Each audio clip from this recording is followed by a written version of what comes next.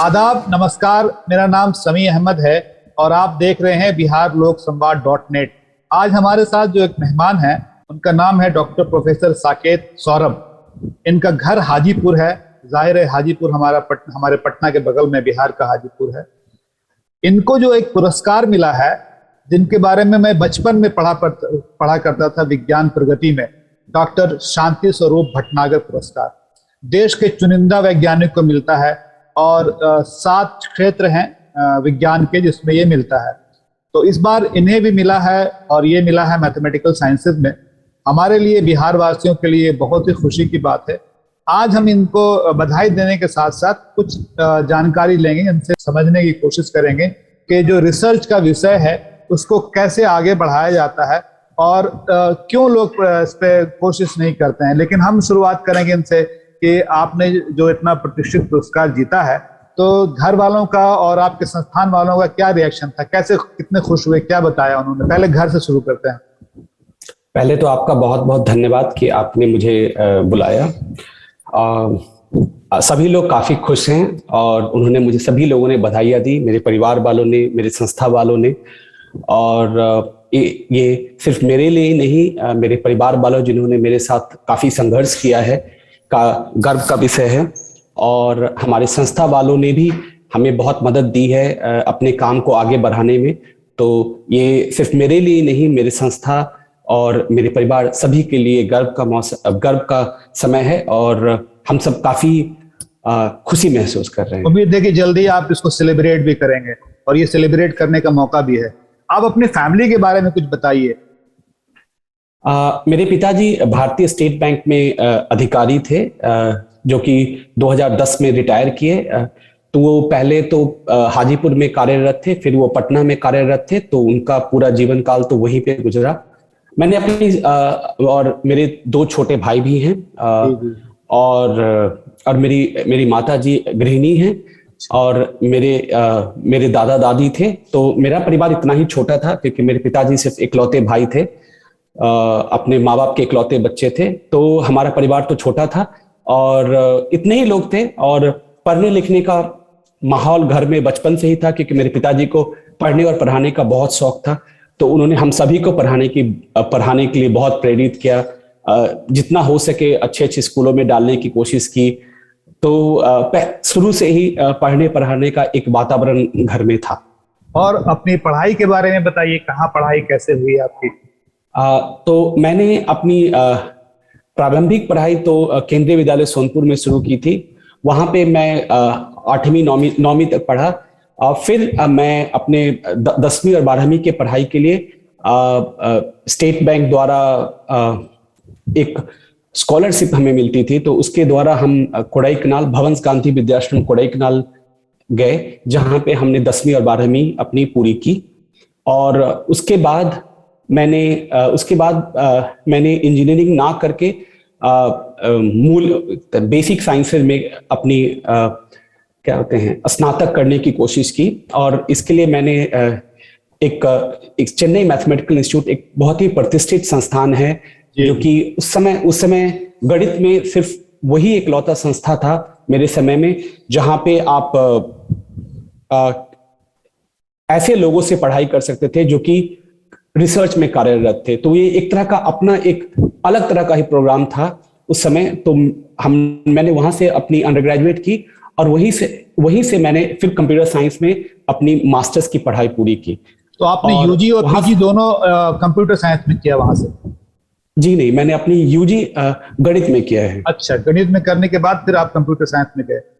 जी। तो एक तरह से ये भी है कि अगर आप यूजी में मैथमेटिक्स पढ़ते हैं तो पीजी में कंप्यूटर साइंस की पढ़ाई कर सकते हैं आप, ये एक ऑप्शन है। बिल्कुल जी, बिल्कुल ऑप्शन। आमतौर पर समझ ये है कि अगर लोगों ने आईएससी करने के बाद या +2 करने के बाद कंप्यूटर साइंस नहीं लिया तो फिर नहीं मिल सकता, लेकिन ऐसी बात नहीं है, जैसा कि आप ऐसी बात बिल्कुल भी नहीं है। आप बहुत सारे संस्था में आप किसी भी क्षेत्र से अपने यूजी करें, आप मास्टर्स कर सकते हैं कंप्यूटर साइंस या और किसी संबंधित सब्जेक्ट्स में। जैसे आजकल तो डेटा साइंस काफी चल रहा है, तो उन सारे सब्जेक्ट्स में कर सकते हैं। उसके लिए जरूरी नहीं है कि आपने उसी सब्जेक्ट में अपना अंडर ग्रेजुएट किया हो या बैचलर्स की डिग्री। तो आपने कंप्यूटर साइंस की पढ़ाई की, उस पर तो काफी अच्छा पैकेज मिलता है पीजी के बाद खास के, तो आपने उधर नहीं ध्यान दिया, इधर दिया ध्यान, इसलिए वजह क्या? नहीं, ऐसा नहीं है, क्योंकि मैं जिस संस्था से अपनी अंडर ग्रेजुएट की थी वहां एटलीस्ट जब हम थे तो सिर्फ रिसर्च का माहौल था,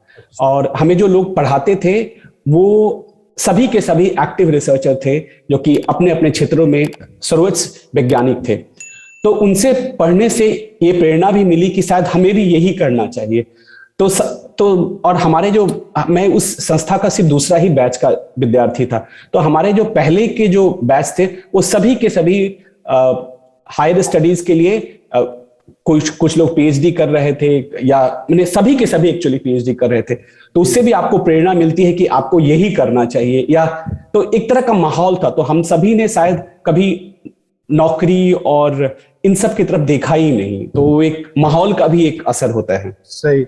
आप और आपके जैसे जो दूसरे लोग इस तरह के गंभीर विषय पर शोध करते हैं, रिसर्च करते हैं, आपको क्या लगता है देश की आम जनता के लिए वो कितना लाभदायक होता है? क्योंकि हम लोगों को तो बात समझ में नहीं आती है, ये कैसे आखिर प्रभाव डालता है देश के बेहतर भविष्य पर? सही प्रश्न है। कुछ तरह के जो शोध होते हैं जो कि जैसे मेडिकल साइंसेज में या बायोलॉजिकल साइंसेज में, उसका तो आपको सीधा सीधा लाभ दिखेगा समाज में। जैसे कि जो लोग, जैसे कोविड है अभी, तो कोविड पे जो रिसर्च चल रहा है उसका सीधा सीधा लाभ आम जनता को मिल रहा है।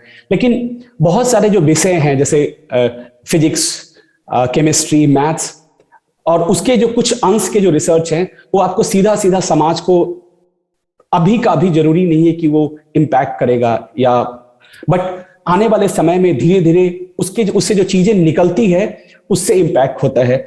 और दूसरा क्या है कि आप जब इन सब चीजों पे शोध करते हो, तो जैसे मैं गणित में शोध करता हूं, तो गणित एज सच बहुत ही एब्स्ट्रैक्ट सब्जेक्ट है, तो आपको नहीं दिखेगा कि इसका क्या इस्तेमाल हो सकता है या नहीं हो सकता है। लेकिन ये जो एक विषय है, इसका जो शोध है उस सारे विषयों में मदद करता है, चाहे वो केमिस्ट्री हो या बायोलॉजिकल साइंसेज हो, कंप्यूटेशन सभी जगह है। हर एक चीज को आप जल्दी से जल्दी कंप्यूट करना चाहते हैं।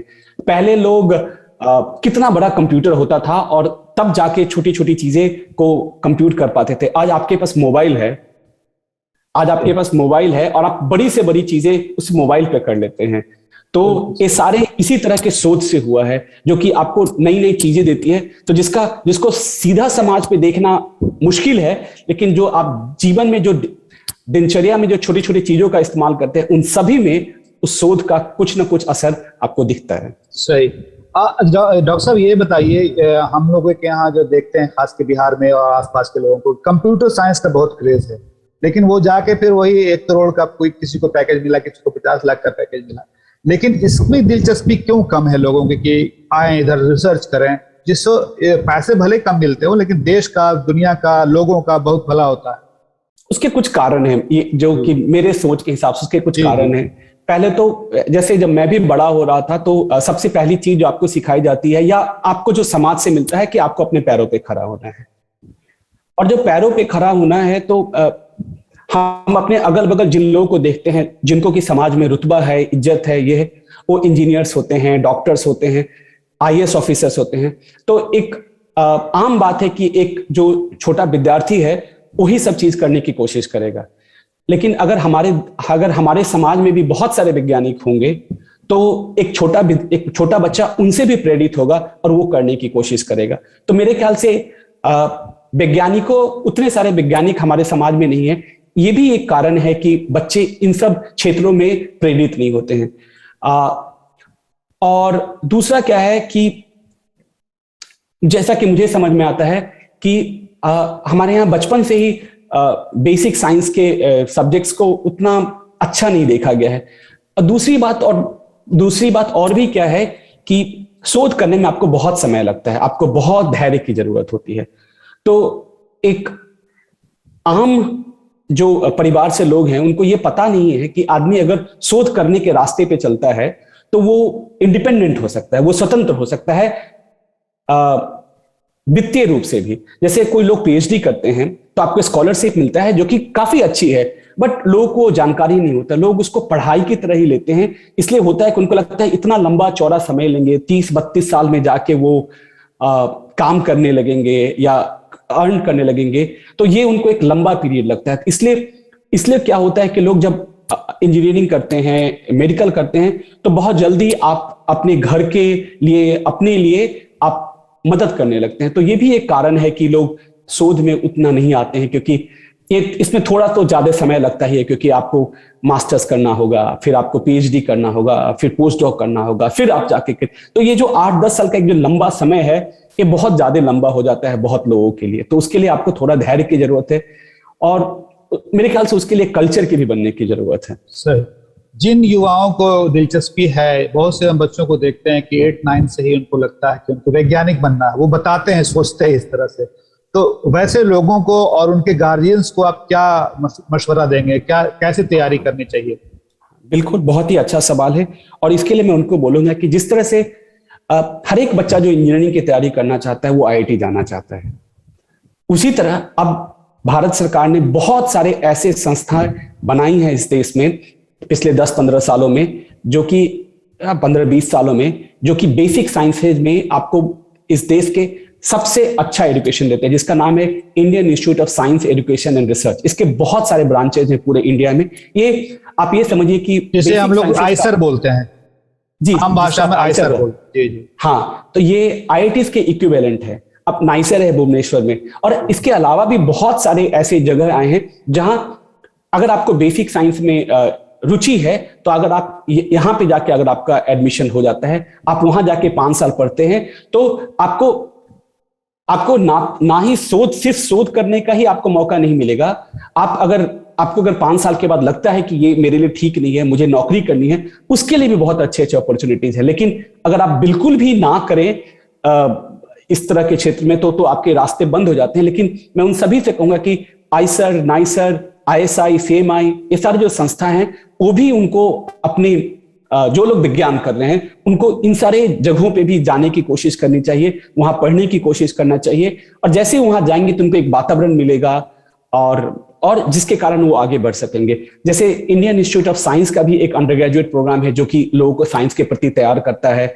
किशोर वैज्ञानिक प्रोत्साहन योजना, किशोर वैज्ञानिक के भी, हाँ, वो ये सारे कार्यक्रम हैं जिसमें अगर हमारे राज्य के और कहीं के भी बच्चे अगर सम्मिलित होंगे, तो उनको विज्ञान और उससे संबंधित चीजों में रुचि और जानकारी जरूर मिलेगी।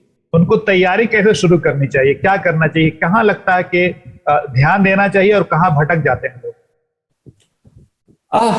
बहुत सारे लोग तो एग्जाम ही नहीं देते हैं, लेकिन क्योंकि जो लोग इंजीनियरिंग की तैयारी करते हैं, उसी तैयारी से आप इन सारे परीक्षाओं को भी दे सकते हैं। इसके लिए कोई अलग से तैयारी की जरूरत नहीं है, राइट।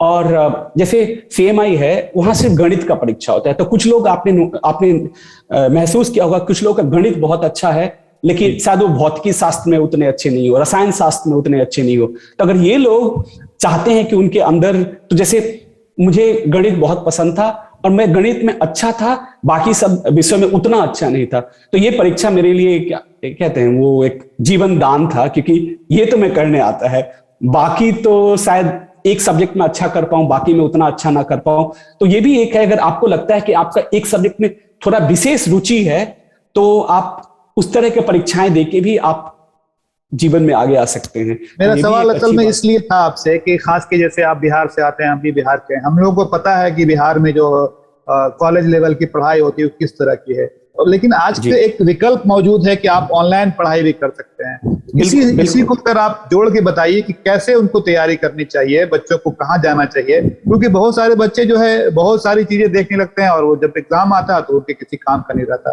तो अगर आप एक कोई पॉइंट वाइज बताइए कि हाँ ऐसे ऐसे कोशिश करनी चाहिए। बहुत सारे तो फ्री मटेरियल भी उपलब्ध है। हाँ, तो एक तो जो मैं अपने अनुभव से ही बता सकता हूं आपको। जी जी बिल्कुल। जैसे मैं सीबीएसई में पढ़ा था। जी। होता क्या है कि हम जो बेसिक किताब हैं, उसके जो मटेरियल है उसको समय से पढ़ने की कोशिश नहीं करते, ढंग से पढ़ने की कोशिश नहीं करते हैं, और उसके अलावा बहुत सारे ट्यूशन और ये सब जो चीजें हैं उस पर ज्यादा ध्यान देने लगते हैं। लेकिन आपका जो तरीका होना चाहिए पढ़ने का लिखने का वो ही होना चाहिए, ये किताब है, इसके अंदर जो चीजें हैं मुझे ये जरूर आनी चाहिए। आप उसको खुद से पढ़ने की कोशिश करें। अगर जब आप नहीं कर पा रहे हैं तो उन सब चीजों के लिए आप यूट्यूब है, वो सब उन पर्टिकुलर चीजों के लिए आप ढूंढिए, पर्टिकुलर चीजों के लिए टीचर के पास जाइए। टीचर के पास सिर्फ इसलिए नहीं जाइए कि वो आपका कोर्स पूरा कर सके, टीचर के पास इसलिए जाइए क्योंकि टीचर की आपको जरूरत है, किसी मुद्दे पर आपको समझ नहीं आ रही है। इससे क्या होगा कि आपको अपने ऊपर भरोसा बनेगा कि ये सारी चीजें तो मैंने कर ली, राइट। तो एक जो कॉन्फिडेंस होता है वो एग्जाम में कहीं भी दिखता है, क्योंकि परीक्षा में आपने जो पढ़ा है सिर्फ वो तो सीधा नहीं जाएगा, आपने जो समझा है तब आप कुछ करेंगे। लेकिन जब आप बार बार ट्यूशन मोड में आप जाते हैं तो आप एक पर्टिकुलर ढंग की चीजें ही सीखते हैं। आपने कभी अपने आप को एक्सप्लोर नहीं किया है कि आप क्या कर सकते हैं। तो थोड़ा सा ना एक बैलेंस होना चाहिए खुद से पढ़ने में, ट्यूशन में, इसमें मैंने आपको हेल्प तभी लेनी चाहिए जैसा कि मुझे लगता है जब आपको जरूरत हो, हमेशा नहीं। तो प्रोफेसर साकेत, आप सॉरी आपको बीच में काट रहे हैं, मेरा समय थोड़ा सा कम है। आप सिर्फ पढ़ाई लिखाई पे ही लगे रहे, कभी कुछ आपको कोई और शौक रहा, खेलने कूदने का, नॉवेल पढ़ने का, इस तरह का कुछ?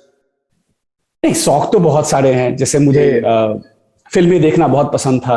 अच्छा। अभी भी है, समय नहीं मिलता है तो उतना नहीं देख पाते, लेकिन फिल्में देखने का बहुत शौक था। नॉवेल्स पढ़ने का भी बहुत शौक था। तो जब तक मैं 10th 11th 12th में तक तो मैं काफी कुछ नॉवेल्स वगैरह पढ़ता था, हिंदी में भी अंग्रेजी में भी।